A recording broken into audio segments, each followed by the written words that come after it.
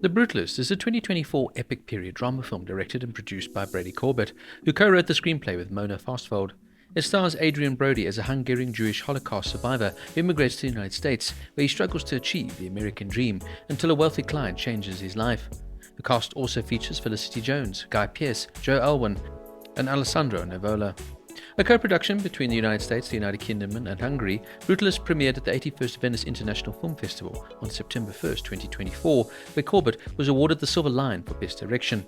It was released in the United States by A24 on December 20th, 2024. Several critics viewed it as a return to the form for resurrecting the intermission, and VistaVision, the latter of which was mostly used in the 1960s.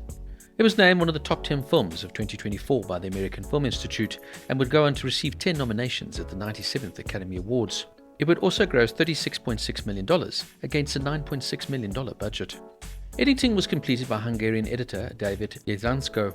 In an interview with Red Shark News, Jancko revealed that artificial intelligence tools from Respeecher, a Ukrainian software company, were deployed in order to improve the authenticity of Adrien Brody and Felicity Jones's Hungarian dialogue. Both actors received dialect coaching, but filmmakers wanted to perfect the pronunciation so that not even locals would spot any difference.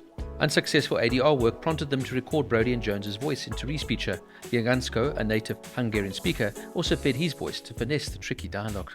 Director Brady Corbet issued a statement saying that Brody and Jones's performances are completely their own, and they worked very hard with a dialect coach to perfect their accents. Additionally, it was claimed that generative artificial intelligence was used to conjure a series of architectural blueprints and finished buildings in the film's closing sequence. However, Corbett would once again deny this in a subsequent interview, and that all images were hand-drawn by artists. Corbett would say, "The Brutalist is a film about human complexity, and every aspect of its creation was driven by human effort, creativity and collaboration, and we're incredibly proud of our team and what we accomplished." Now, I found The Brutalist to be an overly long, overly drawn out, almost pointless film. It's not to say it's a bad film, it's incredibly well made, and not to mention the phenomenal performances here, particularly from Felicity Jones, Pearce, and what more can you say from this tour de force performance from Adrien Brody? For me, this is one of those films where the actors make the film rather than the story. The story really could have been so much more, but I find Brady Corbet to be far too self-indulgent, lingering on shots far too long, and far too focused on what visual impact he can leave the viewer with, rather than leaving you with a strong story.